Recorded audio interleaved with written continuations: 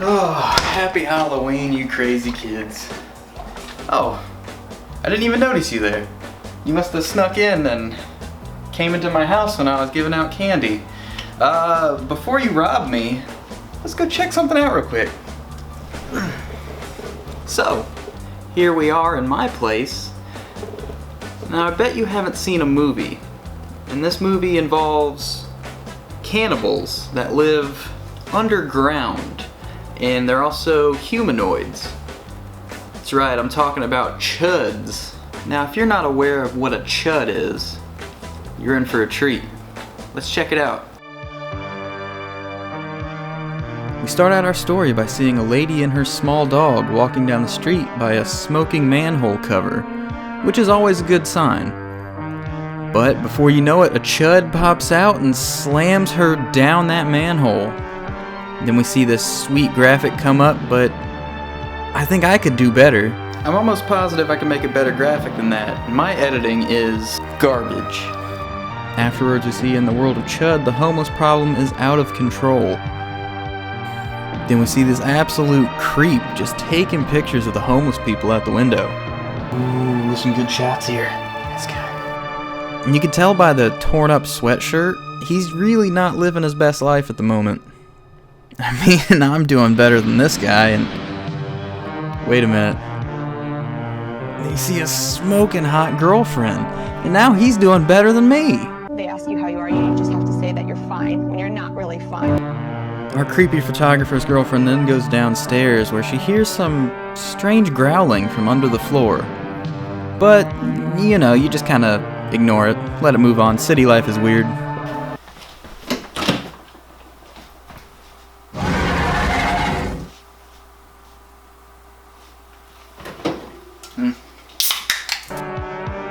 Then we flash across the city to the police force, where we see there's a lot of missing people cases all over, but they don't seem to care too much. And the police are currently interrogating a homeless woman because she's trying to steal people's guns.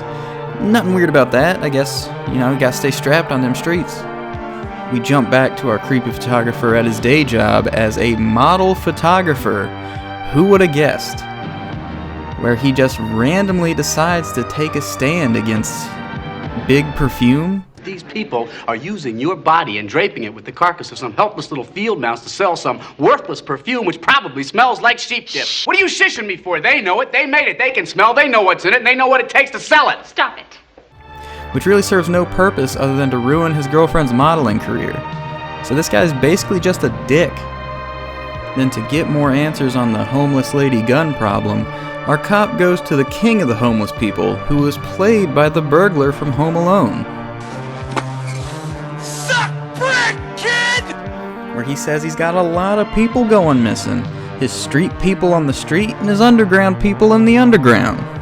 Some of them are street people. They're probably out on the street somewhere, but I got undergrounders here. People who live underground. You got your underground people for your undergrounders, and your above ground people are your above grounders. And your underground people can't go to the above ground because they're underground people. Then we get an eyewitness account from the craziest, shakiest homeless guy you've ever seen. And he comes on scene just to be crazy and shaky. Then we go back to our creepy photographer, who is best buds with the homeless lady trying to steal a gun, and he helps her out, bails her out, and she immediately tries to get strapped again. Oh, you got a gun? She then takes them down to the underground hobo layer where the makeup department seemed to cover the actors with so much dirt it borders on blackface, and that's not cool. I'm still not sure why the homeless people trust this creepy photographer, but they trust him enough to show this guy his effed up leg. Not everything's easy in the hobo underground. The leader of the homeless then takes the cop down into the sewers to see what's going on, where we see that the homeless leader has a shocking amount of nuclear equipment knowledge. They need radiation. They wear these things in nuclear power plants. How do you know that? I used to be a nuclear physicist. We flash forward to later in that night. A random man and his child are wandering around the city, where he seems to just go into a phone booth. You don't see many of those anymore. And while he does that, a C.H.U.D makes its way out of the sewer and just tears this man apart while the child looks on, wholly unaffected by witnessing this event. and it starts to make you wonder, did the old guy deserve this? The cop and the leader of the hobos team up and bring their evidence to the Nuclear Regulatory Commission. They show them a Geiger counter they found, as well as a moon boot. The Nuclear Commission totally knows all about the C.H.U.D threat because they dumped a bunch of nuclear waste under Manhattan. Because, you know, how would that ever backfire? In the meantime, we can't move the stuff. You see, it's already here. The order is preventing us from moving it out. Meanwhile, back in B's story, creepy photographer is making baby plans with his girlfriend when he's visited by a guy that wants his knowledge of homeless people.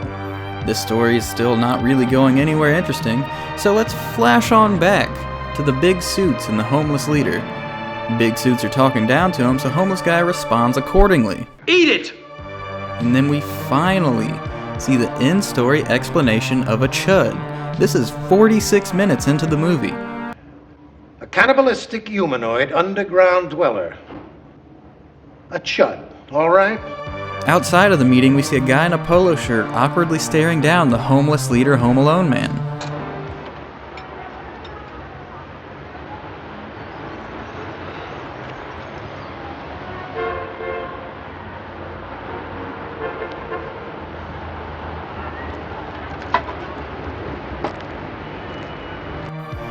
Afterwards, a C.H.U.D was found dead in the sewers by a gaswork crew, so Corporation Man thinks that's all there is.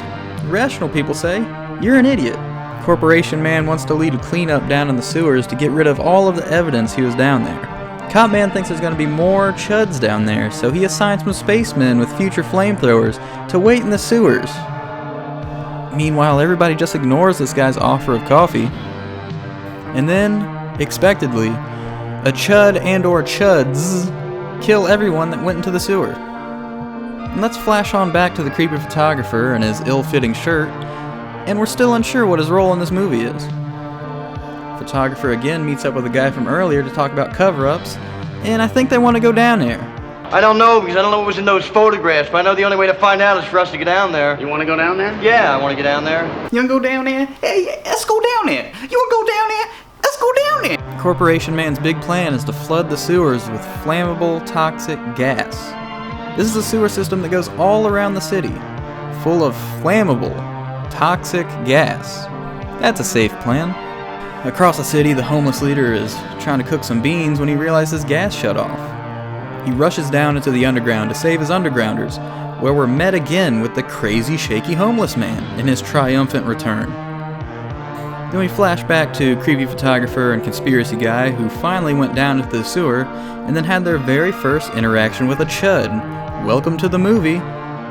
Homeless leader, also still in the sewers, goes wandering around where we get our first full-body look at the C.H.U.Ds in front of their green screen, just doing C.H.U.D things. Creepy photographer's girlfriend also takes a trip to the sewers because, you know, that's all the rage these days. Immediately she sees a dog puppet that I'm going to assume is the dog from the intro. Flashback to our other story, so many stories going on in this movie, where we see a man with a stellar mustache finds the head of the cop man's wife washed out of the sewer, which then he immediately goes to drink about. Creepy photographer's girlfriend, still razzled from seeing the dog puppet in the sewers, goes to take a shower. Her drain gets a bit clogged, so when she tries to unplug it, a bunch of blood comes out? And she's understandably upset because now she has to take a shower again. Then we flash back to the apartment where the girlfriend's just vibing right after this bloody bath incident, totally unfazed. A frazzled creepy photographer rushes through the sewers to find his homeless buddies from earlier in the movie. Only upon arriving there does he find out that once you're bitten by a C.H.U.D, you become a C.H.U.D. And he's ultimately saved by the homeless leader, finally tying these two storylines together with what is about 20 minutes left in the movie. Across town, girlfriend still vibing, hears the word sewer system on the TV and realizes there's a movie going on. So she rushes outside to be a part of the plot again, and then is immediately confronted by a C.H.U.D in the hallway, so she nopes right back out into her apartment. The homeless leader and the creepy photographer try to get out of the sewers, but end up in the heart of the toxic waste dump. Whoopsie-doodle. They eventually find the camera equipment and try and call the coffee guy for help, but he doesn't really care. Let's check back in at the girlfriend in the apartment.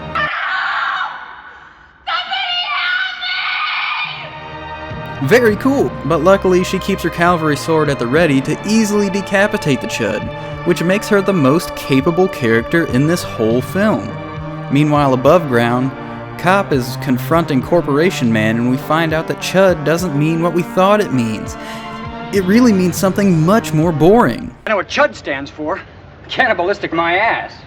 Contamination Hazard Urban Disposal. Corporation Man, wanting to not let this news get out, pulls a gun, but then he's easily disarmed. But not really, though.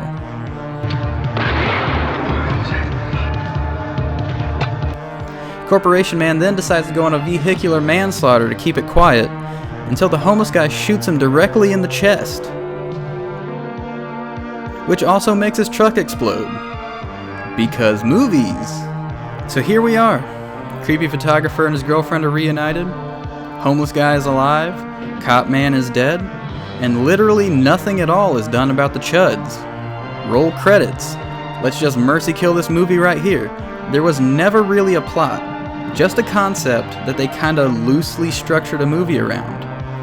What a fun time to be alive. Well, that ends the story of the C.H.U.Ds. Nothing really got resolved, and they could still be out there. As you saw, there are C.H.U.Ds above ground, so C.H.U.Ds could be anywhere. They could even be right behind you.